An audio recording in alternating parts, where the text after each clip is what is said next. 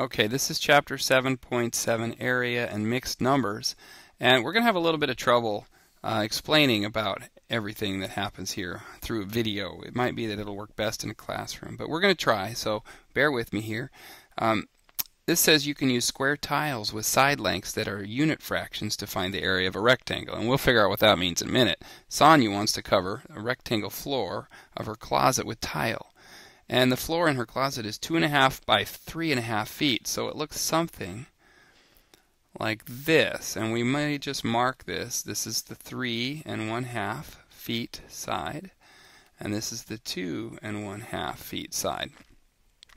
And it says that she can use 1-foot tiles, which might look about like this, or she can use half-foot tiles, which are a little smaller, or she can use quarter-foot tiles, which are even smaller than that.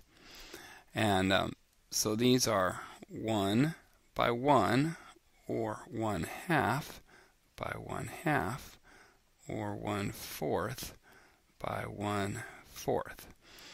That's the size of them, okay? And so it says that she wants to use the fewest tiles possible and doesn't want to cut any tiles.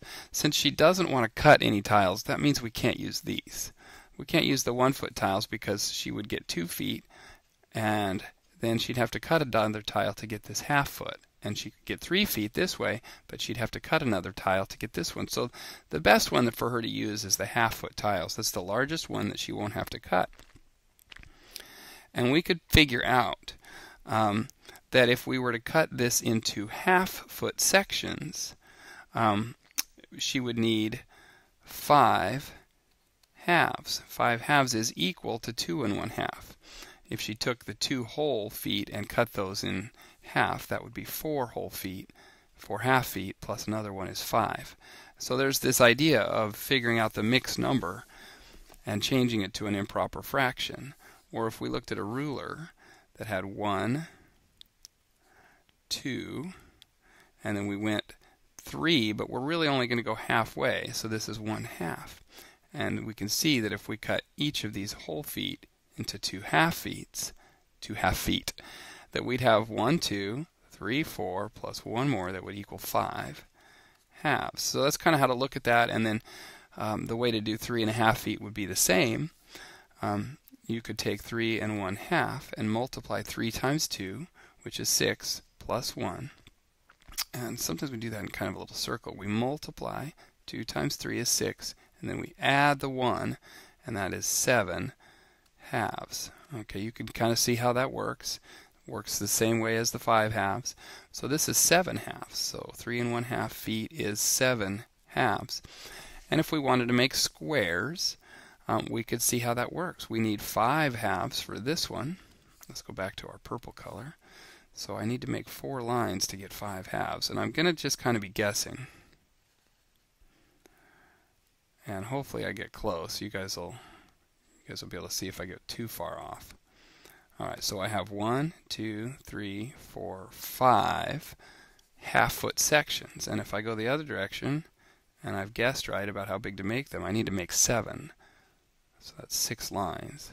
2, 3, 4, 5, 6. And then if I count the spaces, I know they're not exactly the same size, but we're close. Count the spaces at 1, 2, 3, 4, 5, 6, 7. So by splitting them up from the whole numbers to the mixed numbers, 2.5 and 3.5, and splitting them and changing them into improper fractions, then I get this number. And this is 5 half feet, and this is 7 half feet. Really what I can do is I could multiply 5 halves times 7 halves, and that would give me 35 half feet. Okay, so there'd be 35 of these little half feet squares. 35 halves. That's the size we're dealing with right here, is the half foots. Okay, so 35.5. That would simplify down to 17.5 square feet, but we're not even really interested in the number of square feet. We're looking at how many tiles we would have to do, and that's this improper fraction. We really need 35 tiles of 1/2 by 1/2. This is the 1/2 by 1/2 tiles, that one right there.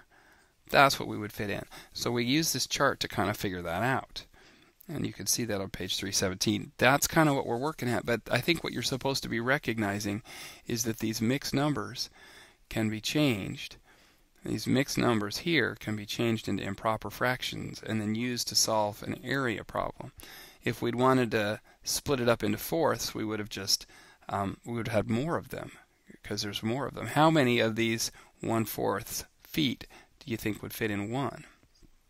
It would probably be a whole bunch. It might be more than you think. It might be 16 of them if we drew it right, because you could tell that if we cut this in half, it would actually take 4 1/2 foot by 1/2 foot ones to make one. And then if we cut those each in half, then there's 4 in there. So it looks like we'd get 16 1/4 feet by 1/4 feet tiles that would fit in one 1-foot by 1-foot tile. So you end up with more.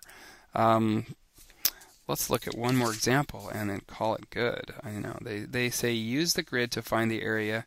Let each square represent 1/4 foot by 1/4 foot. All right, so this is one where they want us to use 4th feet. 1 3/4 foot by 1 2/4. Okay, so if I were to change that to a mixed number, I might just say, well, 1 is like 4/4 plus 3/4, so that would be 7.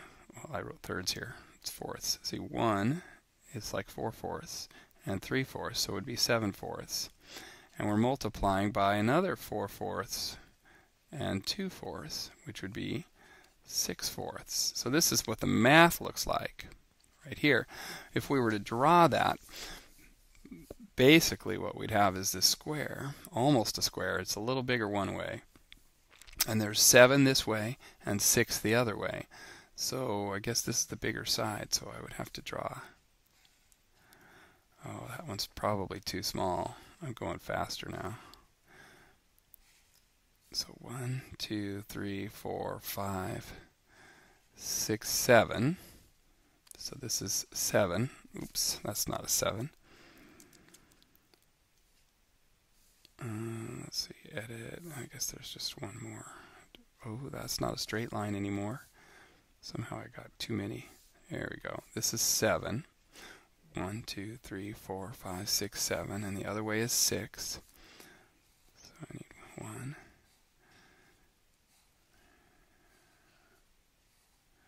And if I count those, 1 2 3 4 5 6. So there's 6 this way, and 7 times 6 is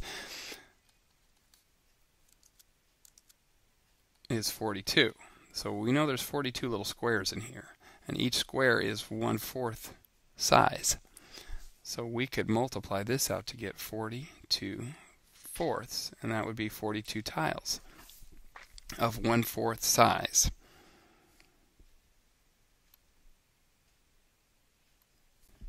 I think this is what's going to work. I think the most important thing is that you understand how to change mixed numbers and into improper fractions. So if you have 1 3/8, that becomes 11/8. And you might say, how did you do that? Well, change this 1 into 8/8, and then you add the leftovers, which is this 3/8, onto it, and you get 11/8. So that's kind of your practice on how to change those. That's all there is to this lesson. Good luck.